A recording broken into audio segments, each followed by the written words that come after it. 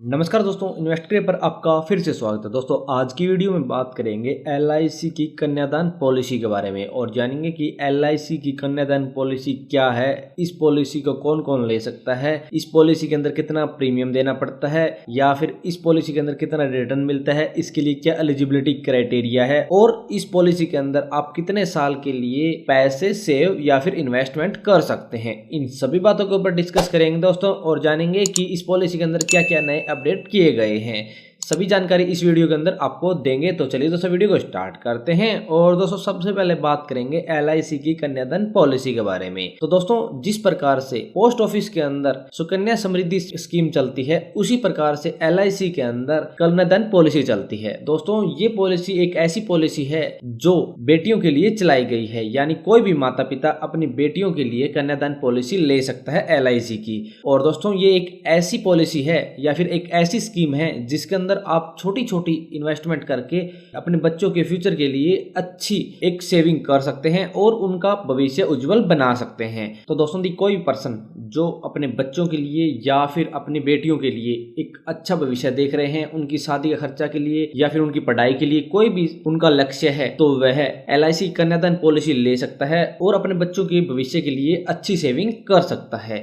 अब बात आए दोस्तों आप एलआईसी की कन्यादान पॉलिसी लेना चाहते हैं तो इसके लिए क्या एलिजिबिलिटी क्राइटेरिया है। तो दोस्तों इसके अंदर एलिजिबिलिटी क्राइटेरिया की बात करें तो कोई भी पर्सन इस पॉलिसी को लेना चाहता है तो इसके अंदर मिनिमम एंट्री एज होगी 18 वर्ष, यानी जो पॉलिसी लेना चाहता है तो उसकी मिनिमम एज होगी 18 वर्ष और मैक्सिमम एंट्री एज होगी 50 वर्ष। तो और दोस्तों आपको बता दें, जिस भी बच्चे के नाम से ये पॉलिसी लेना चाहते हैं उसकी कम से कम एज 1 साल होनी चाहिए, यानी 1 साल के होने के बाद ये पॉलिसी स्टार्ट होगी। और दोस्तों इस पॉलिसी के अंदर मिनिमम पॉलिसी टर्म होगी 13 साल और मैक्सिमम पॉलिसी टर्म होगी 25 साल और इसके अंदर मैक्सिमम मैच्योरिटी एज होगी 65 साल। तो दोस्तों ये एलिजिबिलिटी क्राइटेरिया था एलआईसी कन्यादान पॉलिसी के अंदर।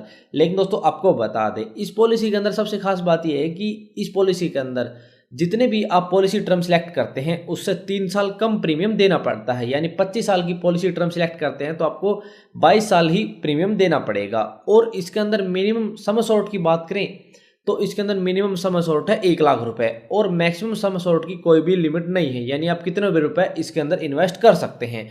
तो दोस्तों यदि कोई पर्सन जो एलआईसी की कन्यादान पॉलिसी लेना चाहता है तो उसको एलिजिबिलिटी क्राइटेरिया जरूर पढ़ना चाहिए, जिससे उसको इन्वेस्टमेंट में कोई भी समस्या ना हो और वो अपने बजट के हिसाब से इसके अंदर इन्वेस्टमेंट कर पाए।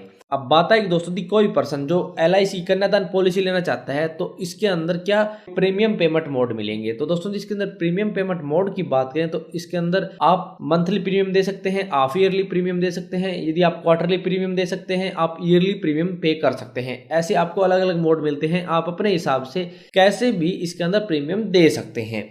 अब दोस्तों आपको एक एग्जांपल के थ्रू समझाते हैं कि यदि आप एलआईसी की कन्यादान पॉलिसी लेते हैं तो इसके अंदर आपको मैच्योरिटी के ऊपर कितना रिटर्न मिलेगा या फिर पॉलिसी होल्डर की मृत्यु हो जाती है तो क्या क्या डेथ कवर के रूप में पॉलिसी होल्डर के नॉमिनी को दिया जाएगा।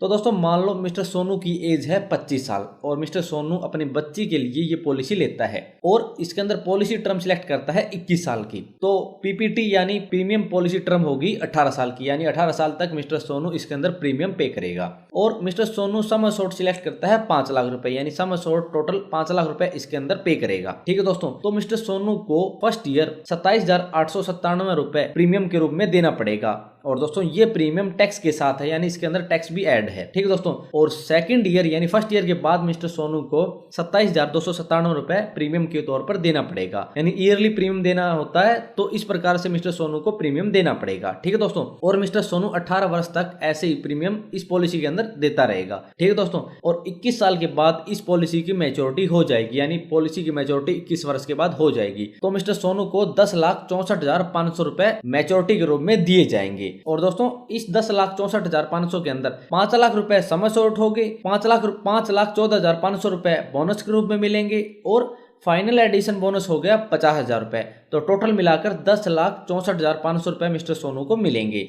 ये दोस्तों एक नॉर्मल केस के अंदर होता है जब पॉलिसी के दौरान कोई भी अनहोनी नहीं होती और सही रूप से पॉलिसी चलती है। तो अब दोस्तों आपको बताते हैं, यदि पॉलिसी होल्डर की मृत्यु हो जाती है तो पॉलिसी होल्डर के नॉमिनी को क्या डेथ कवर के रूप में मिलेंगे। तो दोस्तों मान लो पॉलिसी के 2 साल के बाद ही पॉलिसी होल्डर की मृत्यु हो जाती है तो पॉलिसी होल्डर के नॉमिनी को कोई भी परिवार का सदस्य हो सकता है या फिर वो बच्ची हो सकती है, उसको इमीडिएटली 5 लाख रुपए नॉर्मल डेथ कवर के रूप में दिए जाएंगे। और यदि मृत्यु किसी एक्सीडेंट के कारण हुई है तो एक्स्ट्रा 5 लाख रुपए पॉलिसी होल्डर के नॉमिनी को दिए जाएंगे, यानी 10 लाख रुपए इमीडिएटली डेथ कवर के रूप में पॉलिसी होल्डर के नॉमिनी को दिए जाएंगे। इसके बाद दोस्तों 19 साल तक उस बच्ची को 50,000 रुपए पर ईयर के हिसाब से रख रखाव के लिए दिए जाएंगे, यानी उसको कोई भी आर्थिक समस्या ना हो, इसलिए जितना भी सम अशोर्ट दिया जाएगा उसका 10% उस बच्ची को दिया जाएगा पर ईयर के हिसाब से। यानी 5 लाख रुपए सम अशोर्ट सिलेक्ट किया था तो 50,000 रुपए पर ईयर 19 साल तक उस बच्ची को दिए जाएंगे। और फिर 21 साल बाद जब इस पॉलिसी की मैच्योरिटी हो जाएगी फिर 10,64,500 रुपए पॉलिसी होल्डर के नॉमिनी को दे दिए जाएंगे, यानी वो बच्ची को भी दिए जा सकते हैं या फिर परिवार का सदस्य जो भी उसका नॉमिनी है उसको दे दिए जाएंगे। और उस 10,64,000 के अंदर वही सम अशोर्ट 5 लाख होंगे, बोनस 5,14,500 रुपए होगा और 50,000 रुपए फाइनल एडिशन बोनस होगा। टोटल मिलाकर 10,64,500 रुपए हो जाएंगे। ऐसे दोस्तों इस पॉलिसी के अंदर डेथ बेनिफिट्स दिए जाएंगे, यानी 10 लाख रुपए एक्स्ट्रा डेथ बेनिफिट्स के रूप में इस पॉलिसी के अंदर दिए जाते हैं। लेकिन दोस्तों आपको बता दें इस पॉलिसी के अंदर बहुत सारे राइडर दिए जाते हैं, वो आपको सिलेक्ट करने पड़ते हैं और उन्हीं हिसाब से आपको प्रीमियम पे करना पड़ता है। इस पॉलिसी के अंदर कोई भी राइडर सिलेक्ट नहीं करते, यानी एक्सीडेंटल राइडर जो इसके अंदर दिए जाते हैं वो सिलेक्ट नहीं करते तो आपको एक्स्ट्रा 5 लाख रुपए नहीं दिए जाएंगे। इसलिए यदि आप ये पॉलिसी ले रहे हैं तो पहले इसके सभी राइडर देख ले कौन कौन से राइडर इस पॉलिसी के दौरान दिए जाते हैं, वही सिलेक्ट करें जो आपके लिए बेनिफिशियल हो और आपको भविष्य के अंदर भी काम आए, जिससे आपको कोई भी समस्या ना हो और आपकी बच्ची को कोई समस्या ना हो, उसका अच्छे से पालन पोषण हो और उसको भविष्य के अंदर किसी भी प्रकार की आर्थिक समस्या ना आए। तो दोस्तों ये एग्जांपल था, यदि आप LIC की कन्यादान पॉलिसी लेते हैं तो आपको एक एग्जांपल जरूर देखना चाहिए जिससे आपको कोई समस्या ना हो और आप आसानी से पॉलिसी ले सकें। अब बात करते हैं दोस्तों यदि आप LIC की कन्यादान पॉलिसी लेते हैं तो इसके अंदर आपको और कौन कौन से बेनिफिट्स मिलते हैं। तो दोस्तों इस पॉलिसी के अंदर बहुत सारे बेनिफिट्स मिलते हैं। आप इस पॉलिसी के अंदर 3 साल के बाद लोन ले सकते हैं, आप 3 साल के बाद ये पॉलिसी सरेंडर कर सकते हैं और इसके अंदर इनकम टैक्स के अंदर भी बेनिफिट्स मिलते हैं।